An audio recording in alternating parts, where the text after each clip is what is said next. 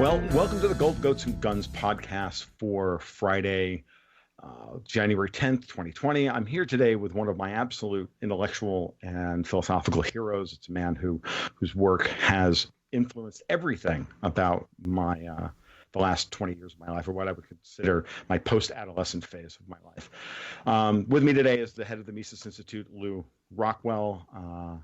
All I can say is good morning, Lew, and thank you so much for showing up today. Tom, you're a great fan, so it's wonderful to be on your show. You know, it's funny. I say when I reached out to you for the email, I said, I really want to get away from, for once, I want to get away from the day-to-day stuff and the day-to-day headlines and the political maneuvering. I know you and I are both like complete political junkies, and we can't get away from it as much as we're both right. I remember when you started up the side blog on LewRockwell.com, right? Your political theater blog. And I remember you saying exactly that, and just laughing, going, "I know we want to talk philosophy on a day-to-day basis, but can't get away from these people." But it's important, I think, that we get back to having a good discussion about that. I mentioned this to my wife last night, and she said, "Yeah, there's a complete dearth of like libertarian philosophy at this point in time." And given what Donald Trump did the other day and how close we came to something much worse, I thought it's time to remind ourselves, why it is that we're anti-war and what's the philosophy and the roots of all this. So that's why I reached out to you. You know, it's interesting. I heard his speech on radio, and I didn't see it on TV when he told everybody that, why he'd murdered the Iranian general and so forth. And it seemed to me his voice was very shaky. I've never heard that. Never heard that before. Never heard it in all his when he goes out to like Toledo, Ohio, last night, he's like a stand-up comedian. I mean, he's very, very much at home, very at ease. So I wondered what was going on was he scared? Was he concerned about, something that might happen? So I thought, I don't know what that meant, but it wasn't good, I don't think. Yeah, I picked up on it too. And I remember I was talking to my wife about it this morning, and she said to me, well, Mandy Bombard, the body language expert on YouTube, didn't see anything. But I take Mandy with a grain of salt all the time because she's a little too much of a Trump fan. And to me, I can see one of two things. One, he's a 70-year-old man, and he was obviously probably up all night strategizing, trying to figure out what to do and what to say. Mm-hmm. And then the other thing is, was he really scared? And I noted that in his voice, and I noted that in his demeanor, and I watched it afterwards, and that's all I kept picking up on. He only seemed to get his footing and get his feet underneath him the minute he started talking about ISIS and all the other stuff, all those lies. Right? It's funny if that's the case, then I think Don might have gotten a little bit of a wake-up call that this is as close as we're going to come to, what the real consequences of this kind of collectivist policy is. And no one's blameless here, right? Everybody's dirty. They're all guilty of murdering each other in the name of collectivism, in the name of money or whatever it is, and it's so very sad. And I think that it's important that we remind ourselves that that's what war is. Right? It's the ultimate collectivist social program. Well, Murray Rothbard thought it was really the key to libertarianism to be against war. And I noticed the Libertarian Party today, to the extent that I pay attention to it, its leadership seems to be pro-war, and wrong in other ways too. But if you're pro-war, you're not a libertarian. No, yeah. You're just not, because ultimately, I think I said it. I reread my eulogy to Justin Raimondo, and I reminded myself that I said there that the non-aggression principle is not a consequence of, being anti-war is not a consequence of the non-aggression principle. It is the non-aggression principle writ large. And without taking that fully into your heart, that you do not have the right to subjugate anybody for any political or personal gain, this is the key issue undermining or undergirding all of our analysis and all of our philosophy and everything else. So, besides Ron Paul, I don't know who else, I'm sure you do too, point out that sanctions are acts of war because, of course, they're designed to starve and sicken civilians And the claim is that they'll then make them overthrow their government. So that never works, and I don't think that's what they're doing. I think these people enjoy hurting others. They enjoy killing other people. They enjoy starving them and sickening them, and they're a terrible bunch. And of course, Trump just put on more sanctions, I guess, yesterday or today against Iran, and really seeming to love it. And I noticed last night, I saw just a little bit of his Toledo, Ohio presentation when he talked about, well, we killed this guy, we crushed him, we tore up his body and tossed it to the four winds, and everybody in the audience is cheering, yay, whoopee, well, and even if this guy were as bad as they say he is, it seems to me there's something quite off about that. There's something. These are people supposedly Christians too, at least most of them, and it's just disturbing. It is disturbing, and it's fundamentally disturbing that we would celebrate murder. It doesn't, one of the hallmarks of Christianity, and I'm not a practicing Christian. I was raised Catholic. I'm not practicing in that respect. But that being said, one of the things about Christianity that is important, and the great hack in the philosophical hack of Christianity, is that everybody carries the spark of the divine, and therefore everybody has a chance for redemption and a chance to do better tomorrow. And when you celebrate like this, death of somebody who was actually well positioned to broker peace between the Iranians and the United States, whom, by the way, all of us are the ones who were victims of these men's actions. Yes. When you realize that Soleimani, for better or for worse, was one of those people who could truly make any agreement between the United States and Iran stick from the side of the Shia militants that he's trained over the years, you realize we are now much closer to an ugly conflict than farther away from it. Also, apparently, Saudi Arabia was in this potential agreement, and they were interested in a peace agreement. And I think that the U.S. killed him to prevent a peace agreement from being made. That's not because he was about to, bomb the embassy or all the rest of the nonsense.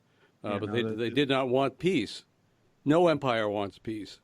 Whether it's the Romans or the Babylonians or the British or the American, they all love war, and they all love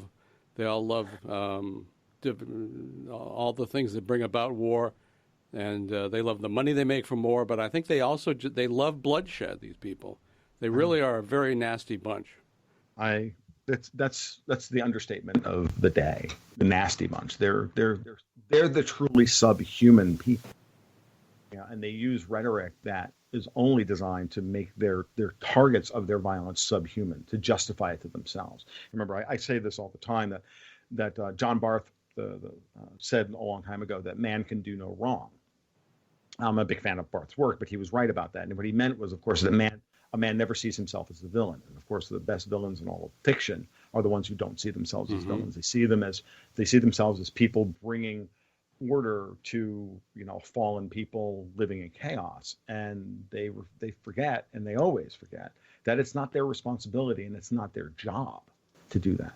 Conflict in the world and conflict between humans, from the way I continue to look at this stuff and I see it, is that at some point someone takes more responsibility than they have onto a situation and then try to fix it themselves. And that's why they justify to themselves why it's okay to subjugate people. And it doesn't matter how minuscule this idea is. It could be something as simple as putting up a stop sign, or as anything along those lines. The lust to dominate, which Judge Napolitano identified a long time ago in a great article I read on LewRockwell.com.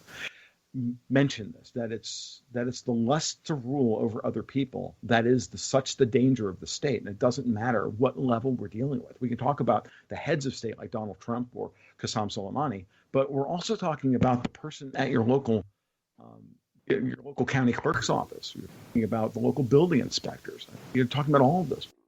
Give someone a little bit of power, and all of a sudden they can arrogate to themselves capital that they didn't have previously. And it's ultimately capital destructive, all of it. And that's the part that drives all of us, and certainly drives me mad. And you're right, of course, it's every municipal official, it's It's the people who can put you in jail because you didn't pay your parking ticket. And everybody above that and below it. And they are, I think the people who go into this kind of work, I don't say that all of them are evil when they get into it, but I think they eventually become evil, and they love it. It's almost like they're Satan worshipers. I mean, they just love hurting people. They love twisting your neck. They love they love capital punishment. They love war. They love all these, what they laughingly call collateral damage. And of course, in all the wars, it's mostly civilians who are killed. It's not the soldiers. Yeah, absolutely. And we're the ones who pay the price for this. We're the ones whose livelihoods are stolen from. Right? They expropriate wealth at the point of a gun. Like it or not, taxation is theft. You expropriate wealth at the point of a gun, and more importantly, remember what is time? What is money ultimately? Ultimately, money is time. It's an expression of our time there's limited time that we have on the planet. It's the only scarce natural resource we have. Everything else is in abundance, relatively speaking. Access to turn it into something useful is scarce. But ultimately, time is the thing that matters. And we've spent our lives to this point engaging in the activities that we think are to our best advantage. And then some jackass like Mike Pompeo, it's okay for him to expropriate some of that, to throw bombs at Iranian civilians and to empower a global financial network and a massive bureaucracy to stop these people from trading in cement. Remember the other day? Well, I guess it was several months ago when he was talking to a group of students, and when he said, "When I was head of the CIA, we lied, we cheated, we stole." He didn't say he didn't add murdered, but of course that's the key activity of the CIA. But he's a liar, as he himself said.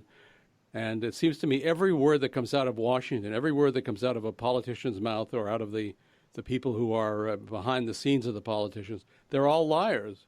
And yet Americans seem to, when it's a war situation, Americans who are otherwise skeptical of the government seem to say, okay, and salute, and let's go, let's kill all these people in Iran who had the horrible, can you believe that they've actually resisted being ruled by the U.S. ever since 1953, when the U.S. and Britain installed the Shah, kicked out their elected leader, and put the Shah in charge. And then when they got rid of the Shah, that, of course, was an unbelievable slap in the face to the U.S. U.S. has been hating their guts, trying to hurt them ever since. And this is not a country that ever did anything to us, except we always hear about, well, they put the 52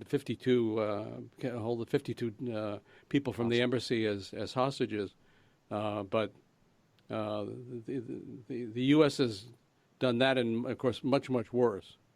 I mean, no one is blameless here, right? I said at the beginning. I mean, Iran was probably behind the attack on the Marine barracks in Beirut in 1983, and but at the end of the day, one has to realize that at some level you have to let all go. You have to realize that it's got to end. Otherwise, we're going to end up in some kind of nuclear conflagration. Why were these Marines in Beirut? Well, of course, that's of course the answer. That's of course the question that nobody wants to answer. Reagan did the right thing. He withdrew. Of course he did. Absolutely. I wasn't excusing the United States. No, I know, but it is important to always ask the question and go back. Why? This is one of the things about whenever I talk to collectivists. I used to have these arguments with a good Marxist collectivist friend of mine, who's one of my best friends in the entire world, and I trust him with my life, but he's still a Marxist. Mm-hmm. And we would argue about these things, and I would say, look, you cannot create these Marxist thought experiments where, well, this person has resources and this one doesn't, so he's going to use it. They're going to try and take them from each other, and why? And they're going to eventually have to go to war. I said, well, why did they not like each other so much? What happened previously that made them not trust each other and not be willing to work with each other? Because no one wants to fight each other. Ultimately, it's only when we have the opportunity to strike at somebody else. Human behavior is pretty simple. Humans will act as bad as possible as long as they feel that they can get away with acting badly, and no one will call them to task on it. No one will hold them accountable for it. Otherwise, at the end of and this is what happens. Where I was getting back to, talking about government functionaries, right? it's not that they are bad people. I used to work for the University of Florida. I used to see government employees all day long, and no one sees waste like a government employee. It's like it's around them everywhere, right? And but you can see the small bits of corruption slowly but surely leaking into their life because they become dependent upon the paycheck, they become dependent upon the apparatus, and then they sort of tell themselves, well, what I do is justified and what I do is okay. And I remember I never felt that way. I worked for the state for 5 years, and eventually I had to just leave and start in a startup. I took a job with a startup 250 miles away while my wife was pregnant because I couldn't take it anymore. Yeah, I worked for the federal government for a few years when I had the honor of working for Ron Paul. But as great as experience as that was, eventually I just couldn't take it. I couldn't take the government check, and I couldn't take being in that milieu. Even though Ron, of course, was very, very different. His office was very, very different from all the rest of the congressmen. But it's just I couldn't take the check. Right. I felt my work ethic and I can tell you, I felt my work ethic, attitude towards my work, everything become just less and less and less constructive. And I was given this great offer to do something cool, interesting. And would it succeed? Would it not succeed? Didn't matter. But I was able to throw myself into it. And my wife told me flat out, she said, no, Tom, you have to go do this. This is too good an opportunity, even if it doesn't work out, you know?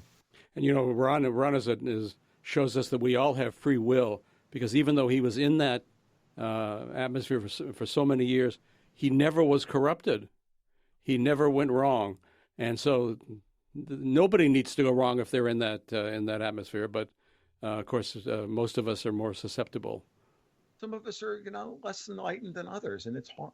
No, when I worked for, I'm not going to say who it was, but a man who was running for a very important governorship.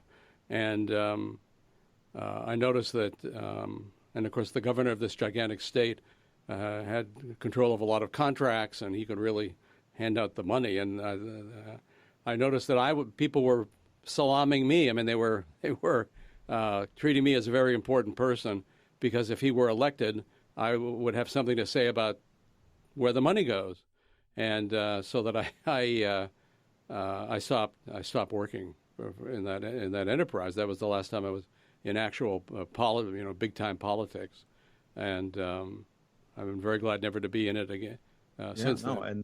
And the Mises Institute stands as a beacon, I think, of free thought in a world that is absolutely trying to tear down any other institutions of free thought that have tried to spring up around it.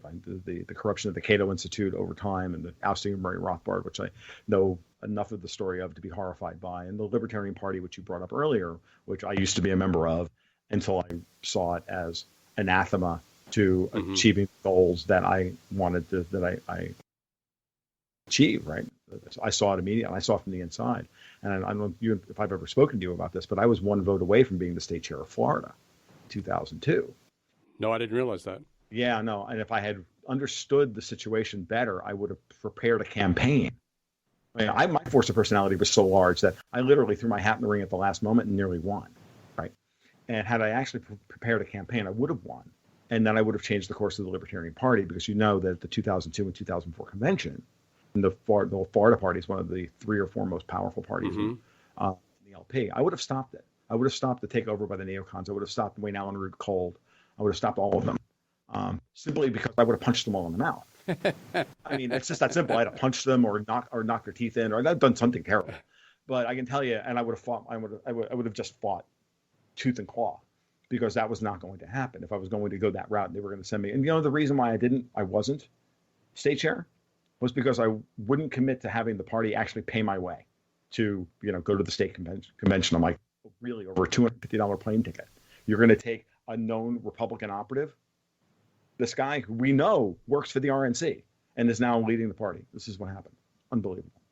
Wow. Yeah, I was there. I saw it, and I watched it happen, and I went, and then the platform changed at the next convention. And then we get Bob Barr.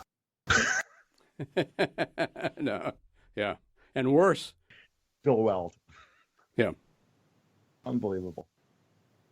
No, I was a member too at one time. I was on the national committee, but I resigned.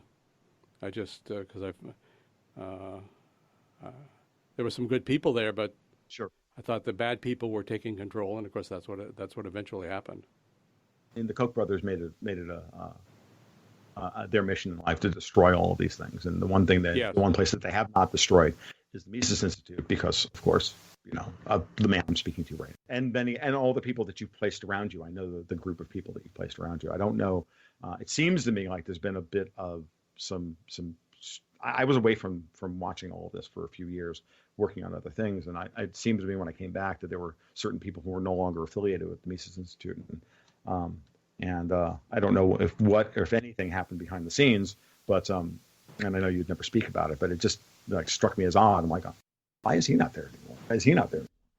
No, but I wouldn't be surprised if you've had to deal with that as well. So it happens. We're human beings, right? I mean, right, exactly. Yeah. And people come from different backgrounds and whatnot. And I've argued with left-leaning libertarians, really just socialists who want to smoke, and I've argued with right-leaning libertarians, which are basically just Republicans who don't want to pay taxes. And the truth of the matter is that you have to continually reassess. And the hard part about this is continually reassessing in light of new information, new circumstances and whatnot, how to apply the non-aggression principle and how to apply those ethics that Murray laid out in Ethics of Liberty, that I cannot recommend. When you're confronted with new things, to continually use that as your guidepost as to what the right course of action should be. And then if you don't have an answer to it, always, as you said to me a long time ago, when I first wrote my first article for you about Bitcoin, and you had me change a couple of little words in that thing just to say about, and you used a great phrase, and I use it all the time, which is let 1,000 flowers.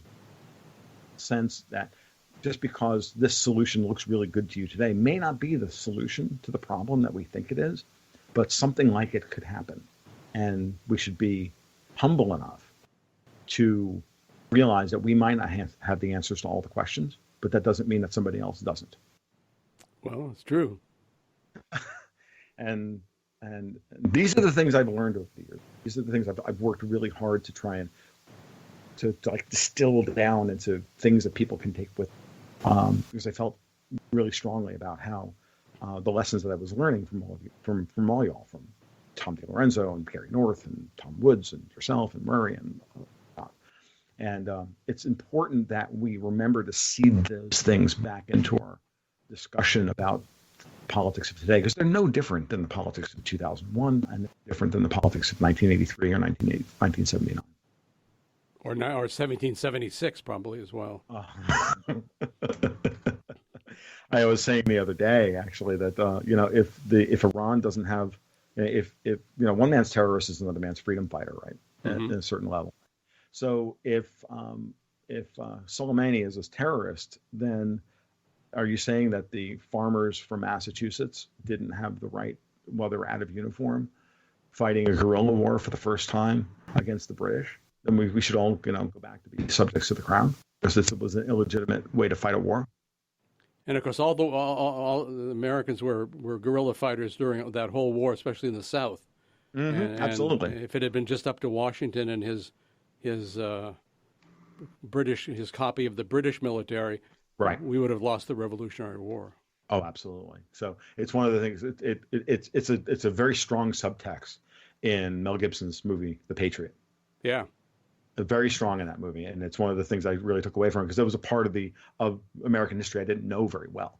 Right, I didn't really understand how important the Southern campaign was, and so I did more reading about that in later work. But it's very, very strongly implied in that, or not implied, but discussed in that movie. Well, any part of the country that once fought against the U.S. government wouldn't accept its writ is, of course, to be hated. And so that's why that's all we hear about is Massachusetts. I'm from Massachusetts. I like Massachusetts, but it's not the source of everything. It really is the source of a lot of evil. And, of course, anything that happened in the South is either to be not discussed at all, like what happened in the Southern campaigns, or is to be, demeaned and denounced. Yes, absolutely. And people, and I use this one all the time. This is a great one, right? Talking about Massachusetts and people wondering about whether the Civil War was justified, for example. I hate to use that phrase because it's not accurate, but Lincoln's War to prevent Southern secession, um, which is that if you don't think secession is reasonable or legal, Massachusetts was the first state that wanted to secede from the Union because they didn't want to be associated with slave states anymore. Yes. Right? I mean, so the abolitionist movement was so radical, and rightly so, and so in the right that they didn't want to be associated with these other people anymore. Rightly so, and we should have let them leave then. Of course. Hartford Convention and everything. Yes. Yeah. Yes. I mean, and again, these are, and so, when you stop to look at these things, you have to remind ourselves. Here we are, right? I don't think we're going to go to war with Iran. I think Trump got properly scared by the level of technology that the Iranian missiles portrayed the other day. That Iran finally let everybody know truly what they're capable of in terms of jamming or evading the Patriot missile systems, and the fact that I think all of our assets across the Middle East and all the assets of our allies across the Middle East are absolutely and utterly, I wouldn't say defenseless, but very vulnerable in an operational sense. And that's a good thing. Now let's hope that Donald Trump actually got the message. It's interesting that, of course, we're being told now that the Iranians shot down the Ukrainian jetliner but by mistake or, whatever. But nobody's talking about when the U.S. shot down the Iranian jetliner. In 1988, Aegis-class destroyer knocked a Iranian civilian jetliner out of the air, killed 290 people. It's funny when they're talking about this sort of thing happening that maybe the Iranians did it. I've seen no mention in the media that when the U.S. did this. And I'm sure it was a mistake, although they gave the captain of the ship a medal afterwards. So I thought that was kind of astounding. It is astounding. Yeah. And speaking of this Ukrainian jetliner, which is interesting, it's obviously part of the thought. They're obviously trying to continue to paint the Iranians as being backwards and crazy, for the purpose of being able to downplay the effect of their strike, which was historic. There's no other way of putting it. This is the first time in over 70 years, 40, what's it, 59, 19, 77 years, right? Mm-hmm. First time in 77 years that anybody has struck U.S. military assets openly, or 74 years, I guess, at the end of World War II, openly struck the U.S. assets as a state actor. Excuse me, it's a long time, right? and got away with it without the U.S. responding, and that's a long time. And we have to ask ourselves the question, why? And I don't believe for a moment the kind of Q-tard, I hate that term, but I love it at the same time, that kind of Q-tard 4D chess that, oh no, Trump and Rouhani are running a big gambit on the neocons. I'm like, that's what you tell yourself to get yourself to sleep at night. Truth of the matter is that Trump's not that deep. He's not stupid, but he's not deep. Well, the fact that he Pompeo could advise him to do this, to commit this murder, shows he's not deep, because Pompeo, who was, by the way, a tool of the Koch brothers when he was a congressman from Kansas. And I didn't know. Yeah, so he's a horrible guy. He's a thug, and he seems to me not persuasive at all. But apparently, he persuaded Trump to do this. No, it's either him or a combination of him, Gina Haspel. The torture Billy, lady. Yep. Billy was Pompeo's classmate at West Point. General Milley, who's now the chairman of the Joint Chiefs of Staff. I remember for about a year thinking to myself, all we have to do is get rid of Dunford and replace Dunford as the chairman of the Joint Chiefs, and it'll be better, because nobody can be worse than Dunford. And then I remembered something that I heard from Lew Rockwell a long, long time ago. Every current administration will make you wistful for the previous administration. And I'm like, it's like my entire life. I just watch this play out. It's like it keeps happening. History doesn't repeat, but it does. Yeah, it's or nobody remembers about when the U.S. Navy shot down a civilian jetliner over Long Island, TWA Flight 800. Now, of course, they denied that they had done it. They said that there was some crazy, non-scientific explanation of why the fuel tank had exploded on its own. But it's I had a friend, a scientist, a libertarian, who, as soon as this happened, he set up a tremendous website to counter all the stuff the government was saying. And I'll never forget the last post he had, because there was this particular Navy plane that he and others had said this was the one that had launched the missile by mistake. And the government said this plane doesn't carry any missiles. So the next thing he had on his site was a picture of this plane on the deck of an aircraft carrier, and with all its bombs and missiles laid out around it. And of course, it had tremendous amounts of armament on it. And the day he put that, he had a visit from the FBI, and they threatened him. I don't know exactly what they did, but they told him, unless you shut this site down and never say anything more about this, you're going to be in big trouble. And he did shut it down. And they also, there were hundreds of people who were eyewitnesses to this in the Long Island beaches, who had seen what looked to them like a missile going up and causing this explosion. And rather than interviewing these people and seeing what they thought, all the FBI agents threatened them that they didn't really see this. Of course, they couldn't have seen it because it wasn't true. Anyway, it was a horrendous thing, that the mistaken, and of course they were holding military exercises around an area where civilian jetliners were going, and it's just quite a terrible thing. But again, this is never discussed. But it's just one of the crimes of the U.S. military. Maybe inadvertent crime, I guess.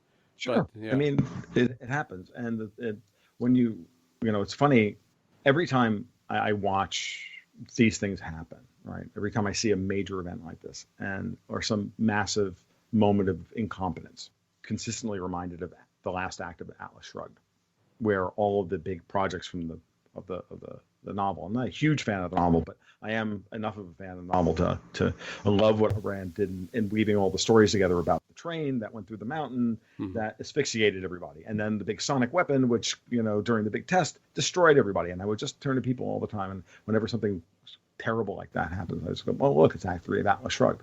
This is what happens when you put this is what happens when you hand out billions of dollars. And by the way, Tesla's. Tesla's my big thing. Global warming is this whole same thing. These are all kind of Act 3, Atlas Shrugged, capital misallocations for corruption and power. And what happens when incompetent people are running bureaucracies and systems that have no business with that money and that power. And these systems can never not end this way. And it's just a matter of time before it all collapses. And we're waiting patiently for the financial markets to finally, get their heads out of their collective rear ends and and realize that as well. And I think we're well on our way to that. And certainly this year and next, I think is going to be a huge political and economic comeuppance from that perspective. Anything else you want to talk about to say before we? Well, I was going to ask you something on a little different subject. What's happening to Salvini? I don't know.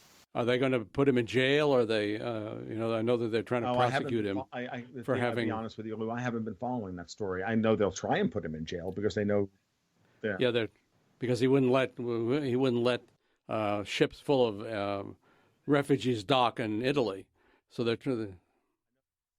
Yes, but he still is, I guess, the most popular politician in Italy. But I've been concerned that maybe they would end up putting him in jail.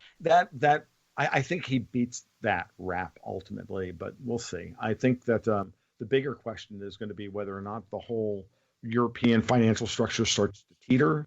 And I think that's going to happen in the first half of this year. We're going to start to see another dollar liquidity spasm like we saw when SOFR spiked to 10% and the Fed had to open the repo window back in September. I think that we're probably between 1 and 4 months away from the next spasm like that, which would be analogous to what happened in 2008 when the repo market seized up and then 6 months later Bear Stearns collapsed.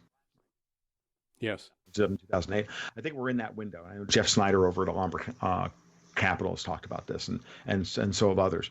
So use that as kind of your guidepost. Of course, Italy is ground zero for that. So the caretaker government that exists, because they are, for all intents and purposes, a caretaker government, because the Democrats and Five Star don't get along, that government is ready to fall any day now. And once the European Union is no longer looking, because they've got bigger fish to fry, and they've got bigger problems on their hands, I think that will wind up having to resolve itself, and Salvini and the Brothers of Italy will wind up taking over. Because if you look at the polls in Italy, it's not really Salvini that's the big story, because he's been stuck at 33 to 34% for a while now. It's that additional 5%ers, the Brothers of Italy, are now polling 11%. And so together they can form a coalition government that would command more than enough of a majority to then set whatever agenda that they wanted in Italy, which as an Italian, I feel strongly about. That would be great. Because again, when they passed the change in the law to have only 2/3 of the Italian Senate done by proportional representation, and the other 1/3 be done by direct, district voting. And now it's a classic Tony Blair style move to try and stop a takeover. Well, it works great when your globalist party is still the dominant party, but the minute they're no longer the dominant party, the proportion shifts quickly, and now a 35 or 45%, what used to be an opposition party, now at 35% comes in and takes 55% of the seats. And I think we're going to see something like that in Italy. I hope. Well, I trust your judgment on that, and I in fact trust your judgment on everything. I love your articles, and of course I always look to put them up on LewRockwell.com. They're extraordinary insight, beautifully written, and brave, and all I can tell you is just keep doing what you're doing. I have good teachers, is the thing. That's where it comes from. It came from guys like Gary North, yourself, Murray, and all the others who taught the lessons. Who said, this is how we win.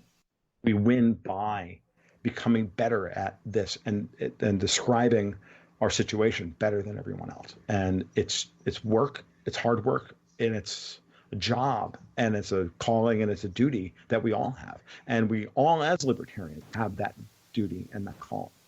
Because who else is going to do it if it's not?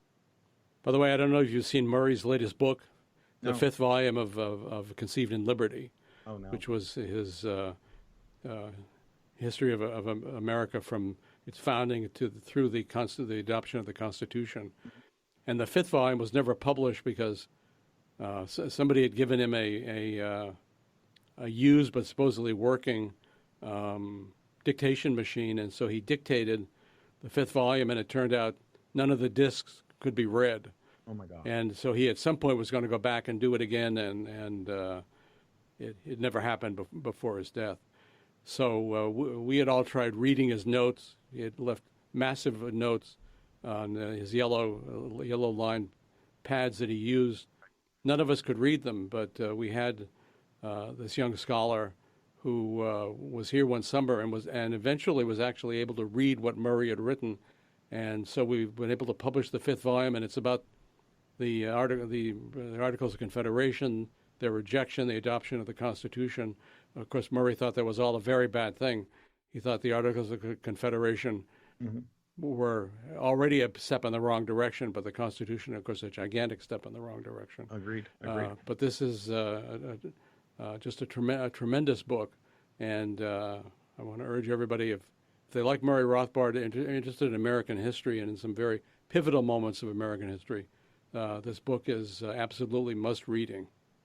Outstanding. I wasn't following that story, and I'm glad that we talked about it, because now I have something else to add to my ever-growing reading list, along with finishing The Rotten Heart of Europe by Bernard Connolly about the EU, and a great book that I was sent by a Hungarian reader,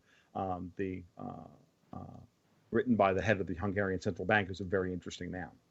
And he's no libertarian, but his analysis of European politics and Europe, and certainly Eastern European politics, as how it interfaces with the American Empire, is very, very interesting and well worth our time.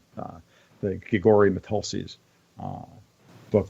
I'll link it in the show notes to this because I think all of those are great. If you would send me a link to the Murray book, I would be happy. Sure will. Show the show notes for this as well. So, Lew, as always, this has been a great pleasure. I truly enjoyed it. Maybe we can do this again sometime in the future, and hopefully things won't get worse from here. But I have a distinct feeling that they will. Me too, Tom. But it's great to talk to you, and it's exhilarating to talk to you. So thank you very much for having me on your show.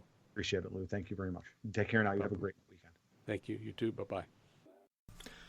Hello, all. I want to apologize, actually, for my audio in this. Skype and my Blue Yeti microphone and my attack on the way I approach this Blue Yeti microphone don't seem to be quite in sync yet. And I'm still bringing out the bugs, and this was a very, very difficult edit to do and get it into any kind of reasonable shape. So if you had a problem with the constant farting out and destruction of my voice, and lack of a better term, understand that that's the best I could do under very difficult circumstances. But I didn't want this talk with Lew to go by the wayside because he is so great.